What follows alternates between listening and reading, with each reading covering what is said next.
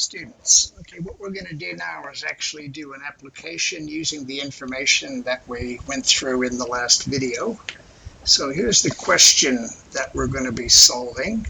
So for the function y equals x cubed take 6x squared plus 9x, we want to find the stationary points and then decide for each point if it's a maximum, minimum, or point of inflection, point of horizontal inflection.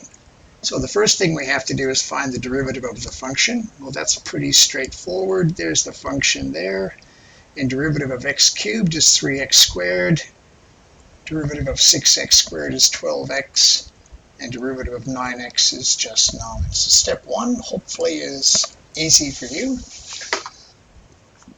Now, at a turning point, the derivative equals 0. So the next step we have to do is set the derivative equal to 0 and solve for x. So you might want to practice this. Set that equal to 0, solve for x. Oops, I won't reveal the answer quite that quickly. So there's the derivative set equal to 0. Now notice that we have a common factor of 3 in all four terms, so we can divide everything through by 3, and that gives us a simpler equation to solve what two numbers multiply to give positive 3 and add to give negative 4. Whoops. And the answer is negative 3, negative 1. So that's the factorized form, and that means that x minus 3 is 0, or x minus 1 equals 0. And that means we have found the x-coordinates of the two turning points, or the two stationary points, I should say. But at this stage, we don't know if those are a maximum, minimum, or point of horizontal reflection. So that's moving on to step 3. And this is possibly a new step for you. So we're going to spend a little bit of time on this.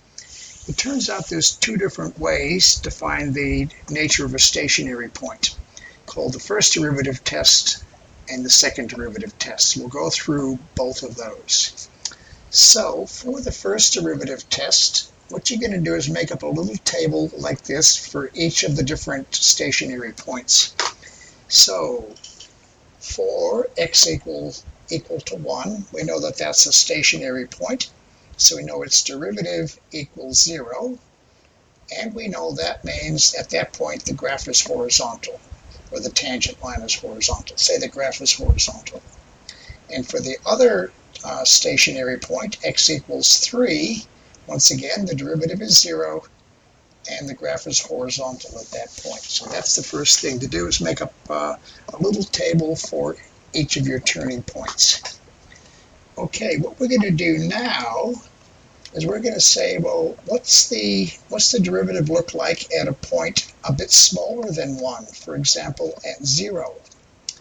And then, what does the derivative look like at a value of x larger than 1, such as x equals 2? So what we're going to do now is take our formula for the gradient, or the derivative, I should say, and we're going to put in 0 in for x, which we do just there. And when you do the calculations, it turns out the answer is positive 9. Now what's important here is the fact that it's positive. The 9 itself is not particularly important for this. So what we know is that when x equals 0, the gradient is positive. And that means as far as the graph is concerned, the graph is increasing. Let's do the same thing for x equals 2. So into your derivative function, substitute 2 for x. And when you do the calculations for that, you get negative 3. Once again, what's important is the fact that the derivative is negative. So you put a negative sign in the table, and that means the graph is going down as you go from left to right. And now looking at the diagram, it's hopefully pretty obvious that at x equals 1, we have a maximum value. Now we're going to do the same thing for the turning point x equals 3.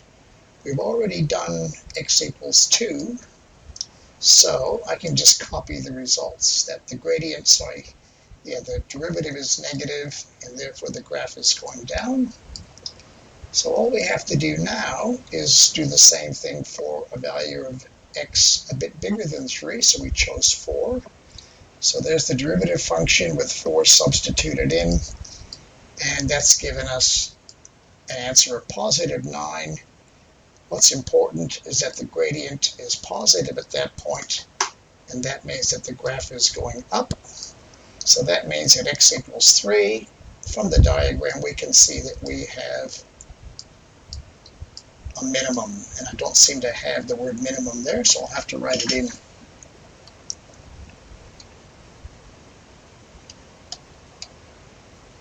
Oops, here we go, and that is a minimum. So for the first derivative test, just looking at what we have here, basically you've got to make a little table for each of the stationary points. The center column you've already worked out, that's the value of x at the stationary point. Derivative is 0, the graph is horizontal. And then you pick a point a bit smaller than that, work out the derivative, and if it's positive, draw the graph. If it's negative, draw the graph, and that'll tell you whether it's a max or a min.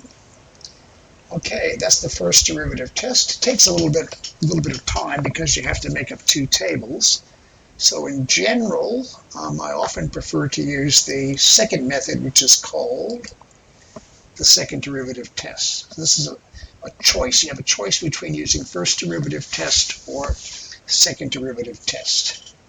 So I'm going to show you what to do, and then I'm going to show you later on why you have to do it. So the first thing we're going to do is find the derivative of the derivative, which is called the second derivative. So there's the first derivative, and then I just find the derivative of that, and derivative of 3x squared is 6x, derivative of minus 12x is minus 12. So the derivative of the derivative is called the second derivative, and we just go f dash dash for that. So here's the secret. Here's how you actually do it. Take your second derivative formula, and in place of x, you put the x-coordinate of one of the stationary points. In this case, we put in x equals 1. The answer comes out to be negative 6.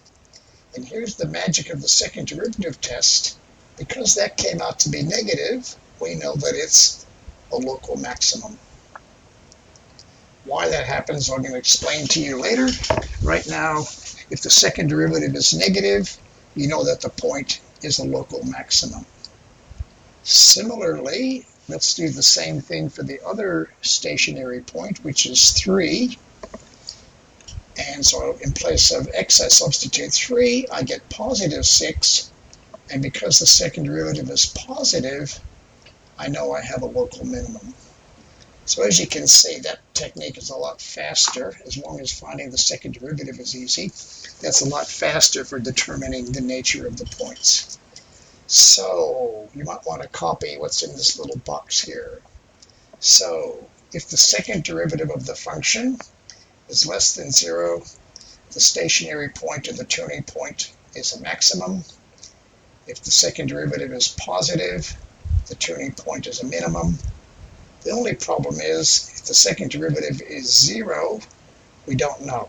So if you end up with that situation, you have to basically go back and use the first derivative test. So it doesn't work if the second derivative is 0. Now, why does that work? So this is going to take a little bit of thinking, but I'll try to explain it as best I can. Okay, the second derivative basically tells you how the first derivative is changing. So let's have a look at what's happening in this part of the graph down here. So this is basically telling us what the derivative is at all these points. So here the derivative is 3. It's going down to 1, down to 0, down to negative 1, down to negative 4. So the derivative is decreasing, which means the second derivative is a negative. The derivative of the derivative is a negative. And that's what happens when you have a maximum. So that's what this is saying, just there. Similarly, if you look at this part of the graph, look what's happening to the derivative. It's going from negative 4 up to 0, up to 1, up to 3. So the change in the derivative is increasing, so therefore the second derivative is positive.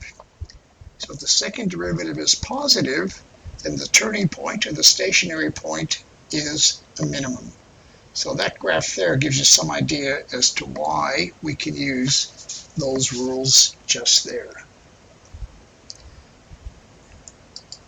Okay, and to finish off the example, we also need to find the y-coordinates of the turning points. Well, this is basically back to like grade 9, grade 10 maths. There's the equation just there. We want to find out what's the value of the y-coordinate when x equals 1. So sub in 1, do the calculations, and therefore the 0.14 is a maximum. And for the other turning point, when x equals 3, we do the same thing. Just substitute 3 in place of x, do the calculations. In this case, I get the value of y is 0, and that should be, there's a mistake just there. Oops. That should be, that is a minimum. I'm going to have to sack the person that made this chart up for me. Oops, that's me. And that's the end of that section. So once again, if you can find some questions on finding stationary points and determining their nature, practice that, please.